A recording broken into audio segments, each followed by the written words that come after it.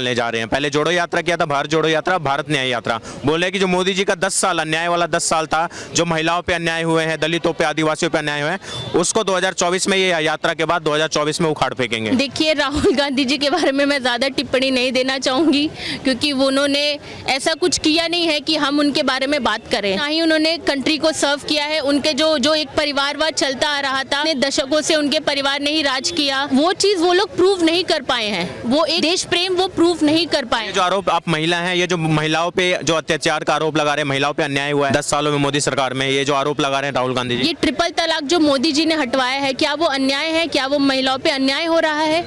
ऐसा नहीं है। देखिए, अन्याय, महिलाओं पे अन्याय कहीं ना कहीं थोड़े स्तर पे होता है, लेकिन मैं ये बोलूंगी कि अभी जो महिलाओं के खिलाफ अन्याय है वो काफी कम हुआ है। ऐसा नहीं है कि उनके राज्य में नहीं था, अभी नहीं है, लेकिन अगर एक जनरल बात की जाए तो कम हुआ है। और this has to be with morality also. लोगों को अपना मॉरल वैल्यूज़ ऊपर करना होगा, समाज में एक चेंज आएगा, तभी जाके ये सब चीज़ें कम होंगी। हम सरकार को ब्लेम नहीं कर सकते कि आप अन्याय को, हाँ ठीक है, कानून व्यवस्था आप मजबूत करिए, हर जगह पुलिस करिए, लेकिन हमारे अंदर की एक जो मोरालिटी है, जो जेंट्स की मोरालिटी है, ये एक समाज की मोरालिटी है, वो अगर बढ़ी हमें, तो ये सब चीज़ें काफ़ी कम हो जाएंगी।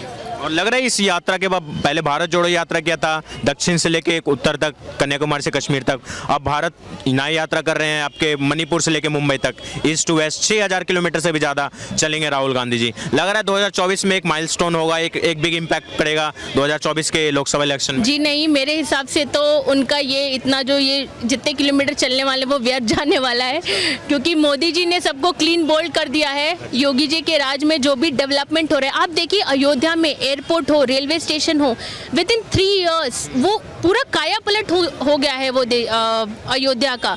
तो ये बहुत बड़ी बात है। और लोग बोल रहे हैं इतने जल्दी जल्दी में मंदिर बनाई है। अरे 500 साल हमने वो चीज़ का वेट किया है, और अगर 3 साल में लग भिड़ के अगर वो चीज़ हो रही है तो हम उस चीज़ को क्यों ना 500 साल इंतजार किया, 2-4 महीने और इंतजार कर लेते। ये 24 के चुनाव से पहले क्यों उद्घाटन करना है? 24 के रामनवमी पे कर देते, जब दशहरा होता है रामनवमी पे कर देते। देखिए, वो सब बोलने की बात है। 500 साल का इंतजार बहुत होता है, बहुत लोग का त्याग, समर्पण, बलिदान सब लगा है।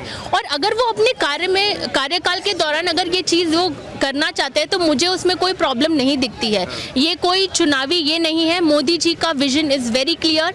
वो एकदम डिटरमाइंड है। He thinks about the country. आप उनके एक्शंस देख लीजिए, सारे जनहित में रहते हैं, सारे जनता के लिए रहते हैं। The way he connects with people is ट्रेमेंडस, it's commendable.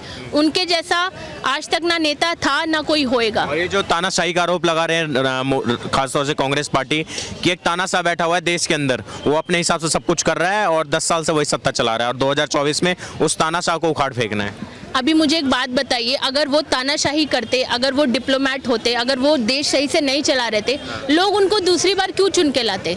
सब तो लोगों के, जनता के हाथ में रहता है ना। अगर कोई सरकार बार बार चुन के आ रही है, मतलब डेवलपमेंट हो रहा है, लोगों को तरक्की दिख रही है वो चीज़ों में। तो ये विपक्ष का ये बोलना कि डेवलपमेंट नहीं हो रहा है, तानाशाही हो रही है, this is all because they want to say something. उनको बोलना है, इसीलिए वो बोल रहे हैं। Modi ji is a 1 man army. वो 1 मैन आर्मी है। अभी उनके आगे कोई नहीं है। करंटली उनके बराबर का मुझे कोई नेता लगता नहीं है। फ्यूचर में अगर आना होगा तो आए, लेकिन करंटली मुझे नहीं लगता ये डेकेड में उनके जैसा कोई है।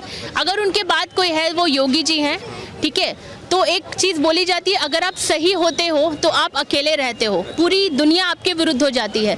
तो वो चीज़ मोदी जी के साथ हो रहा है, क्योंकि वो पथ के रास्ते पे चल रहे हैं, सच्चाई के मार्ग पे चल रहे हैं। तो ऑब्वियसली आप सच्चाई के मार्ग पे चलेंगे तो आप अकेले ही रह जाएंगे। तो ये जो झुंड है, इसको इग्नोर करने की ज़रूरत है और मोदी जी को आगे बढ़ने की ज़रूरत है। एंड वी सपोर्ट है। जो 500 सालों में नहीं हुआ वो अभी हो रहा है। उनको बिचौलिया बोलने का कोई हक नहीं है। जो काम मोदी जी ने करके दिखाया है, ये मोदी जी एक ऐसे नेता है, योगी जी एक ऐसे नेता है, उन्होंने सनातन धर्म का समर्थन किया है, वो चीज़ को आगे लेके आए हैं, हमारे संस्कृति को आगे लेके आए हैं। तो हम उनका क्यों ना सपोर्ट करें, ये बताइए।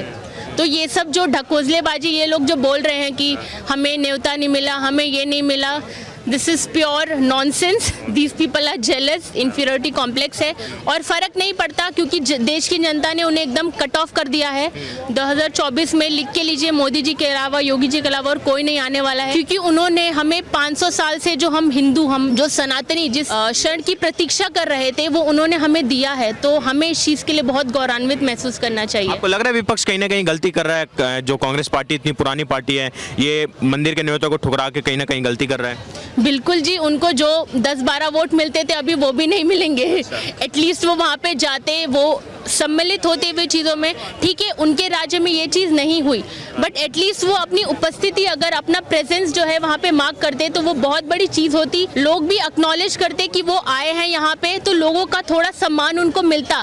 बट अभी जो बचा कुचा सम्मान है वो भी नहीं है, जो 10-12 वोट मिलते थे वो भी उनको नहीं मिलेंगे। अभी उन्होंने भारत जोड़ो यात्रा निकाली थी, जिससे चुनाव में आपको ही पता होगा कि क्या हसर हुआ है, लेकिन मेरे हिसाब से उनको नया बोल तो रहे हैं छवि सुधर गई है, बहुत एक नए इमेज में आए हैं, नए पॉलिटिक्स में कोई इमेज नहीं है, और जो न्याय यात्रा निकलेगी उसका भी असर यही होगा। उनका सिर्फ यही है कि हम किसी तरह मुद्दा निकाल के चलता रहूं, घूमता रहूं, उनको खाने को मिलता रहे, घूमने को मिलता रहे, ठहरने को मिलता रहे। उनका टाइम पास वाली योजना हो गई है, ओनली टाइम पास। भारत जोड़ो यात्रा भी टाइम पास हुआ था और न्याय यात्रा निकाल रहे वो भी टाइम पास ही होगा, इसके अलावा कुछ नहीं होना है। बिहार के बक्सर से भी होके जाएंगे राहुल गांधी जी, जो उनका मैप आया है, न्याय यात्रा बिहार के बक्सर से भी होके गए। स्वागत करिएगा, बक्सर वाले स्वागत करेंगे। सुनिए, स्वागत देखिए, वो नेता है, विपक्ष हो चाहे किसी के, वो नेता नेता ही होता है। जहाँ जहाँ से वो यात्रा निकाले थे अभी पिछली बार, वहाँ वहाँ उनकी पराजित हुई है। लोग समझ चुके हैं कि हम कहाँ पर हैं और किस तरीके से चल रहे हैं और कहाँ हमें जाना चाहिए, ये सब पता है। ये बक्सर से निकालें, कहीं से भी निकालें, कोई स्टेट से निकालें, इनका कुछ असर होने वाला नहीं है। जब से आज़ाद हुआ है देश और 2014 तक लगभग 60 साल इन्हीं की सरकार रही है। आप किसी भी स्टेट में, किसी भी सरकार में, किसी भी दशक में चले जाइए, रेप, चोरी, जो ये आज कर रहे हैं ये बहुत चलते आ रहा है, ये कहीं रुका नहीं है। कम हो सकता है, लेकिन ये कह रहे हैं ना कि इन्हीं के 10 सालों में ही हुआ है। 10 साल से पहले बहुत हुआ है, लोगों के पास आंकड़ा भी है। 10 सालों के अन्याय के खिलाफ ये न्याय यात्रा कर रहे हैं राहुल गांधी जी। कल से यात्रा शुरू करेंगे और ये मोदी सरकार को उखाड़ फेंकेंगे 2024 में। नहीं, उखाड़ने का तो ये कि ये तो सोच भी नहीं सकता वो कि उखाड़ देगी, उखड़ेगा तो कोई नहीं, बल्कि राहुल की यात्रा से मोदी को फायदा ही होगा। हम तो कहते हैं यात्रा करें। कैसे फायदा होगा? फायदा होगा, सबको पता है कि नौटंकी कर रहे हैं राहुल गांधी नौटंकी कर रहे हैं। और क्या, कुछ भी नहीं होगा। फायदा तो कुछ नहीं है, फायदा कुछ नहीं होगा।